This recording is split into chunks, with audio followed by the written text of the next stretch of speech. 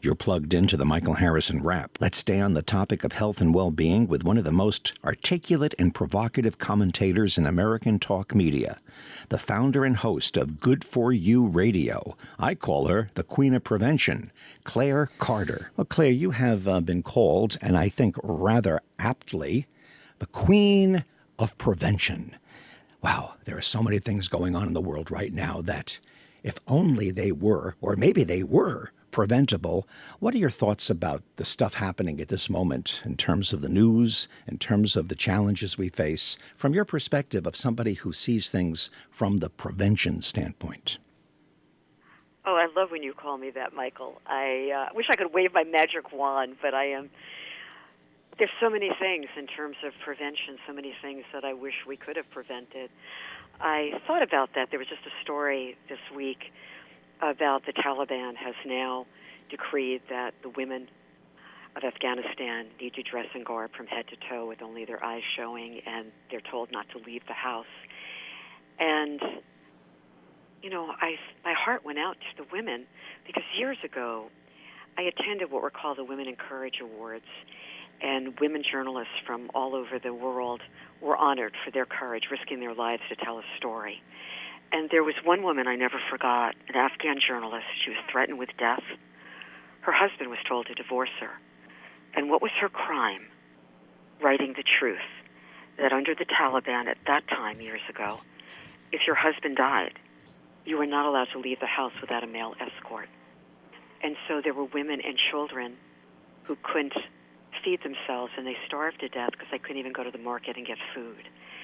And, so I thought about prevention. Was there anything that could have been done? So many things. Like, could we have gotten out of Afghanistan in a better way? And I remember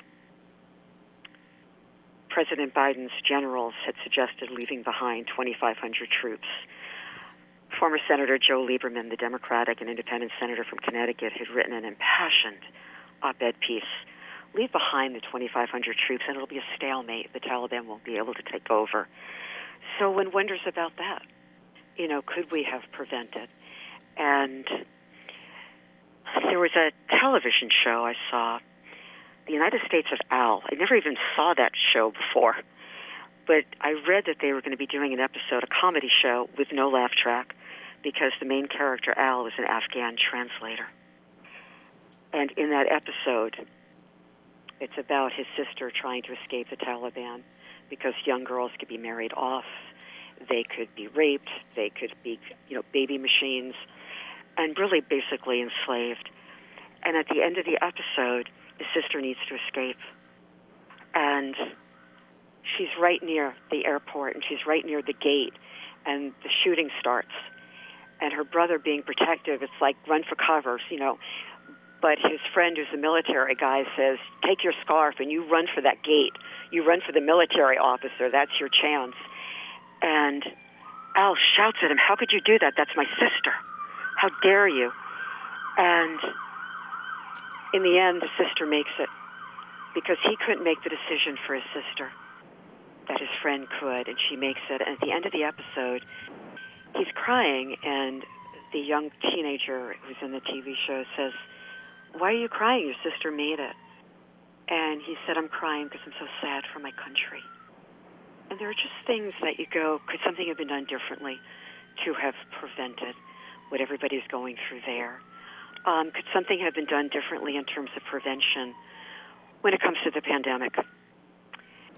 And what if we could go back? And I remember reading about a report that was done by the Senate Foreign Intelligence Committee. It was a minority report, and they said the Taiwanese Centers for Disease Control, after Christmas 2019, warned the World Health Organization that this virus was very contagious. What if the World Health Organization had dealt differently? What could we have done to prevent it at a time when China was allowing no domestic travel, but they were allowing international travel? And I guess I thought about, was this also in addition to everything else, a national intelligence failure in some way, that we didn't know what was going on, that we didn't know what was going on within China and the contagious nature of the virus.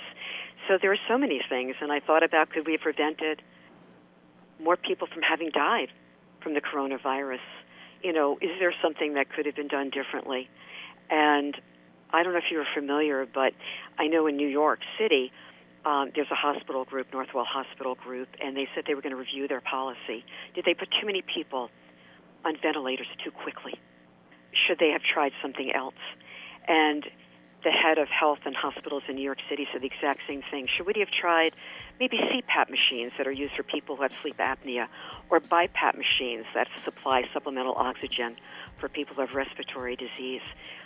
So you wonder, you know, were there diet, nutrition, supplements, were there other things that might have helped people to boost their immune systems, make them less vulnerable? It's such controversial subjects. They're all controversial subjects. So it's such a big question, you know, and I'm big on prevention to stay healthy. You know, I haven't had so much as a cold since the end of January 2019, and I feel very lucky and very blessed. So, Claire, how much of a difference would it have made if everybody ate healthy food and practiced what you're talking about in terms of the numbers of deaths that we suffered under COVID? With these viruses, you don't want them to attach to what's called your ACE2 receptor sites, these protein sites. So what do? So obviously eating a healthy diet is always good. That's Claire Carter, the Queen of Prevention. You can learn more about Claire and listen to her commentaries at podjockey.com.